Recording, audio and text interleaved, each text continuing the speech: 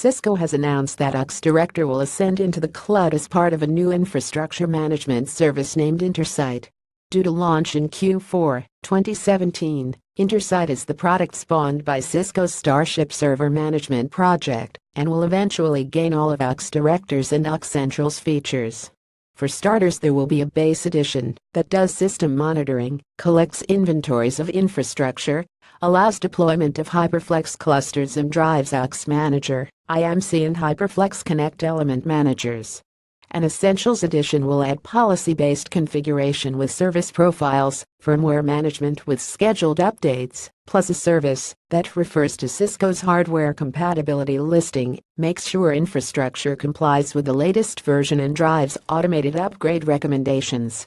The service relies on an open connector, a small piece of software resident on UCS servers, and, Cisco hopes, eventually on hardware from partners like Pure Storage and NetApp, so intersight can drive its converged and hyper-converged kit. The connector uses two-factor authentication to connect a device to the intersight cloud, which can then reach out and touch it. The open connector is already present on 5th-generation UCS kit and can be retrofitted to 4th-gen boxes. Intersight's other important bit is that it offers a new API, unifying a few that Cisco currently offers for hardware management. This time around, the API will let tools such as Puppet, Chef, Ansible, and PowerShell drive Cisco infrastructure so that DevOps types can do their policy-driven infrastructure as code thing.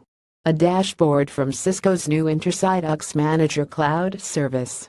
Click here to begin. Cisco will collect telemetry from intersight users' infrastructure to analyze trends across a fleet of servers and storage, then apply machine learning to predict failures and/or suggest tweaks to configurations, or advise when new capacity will be needed.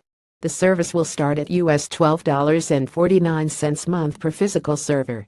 Intersight already has some features that UCS Director and UCS Central don't possess today, but isn't ready to replace them either. Cisco therefore plans to replicate UCS Director's features into intersight over the next 2 years. There's no planned death day for the on-prem management tools, but customers will be encouraged to adopt intersight instead. A version of intersight for service providers will help things along. Even users with unusual security sensitivity will be steered towards a private cloud version intersight that conduct periodic downloads of useful information rather than connecting to the cloud full-time.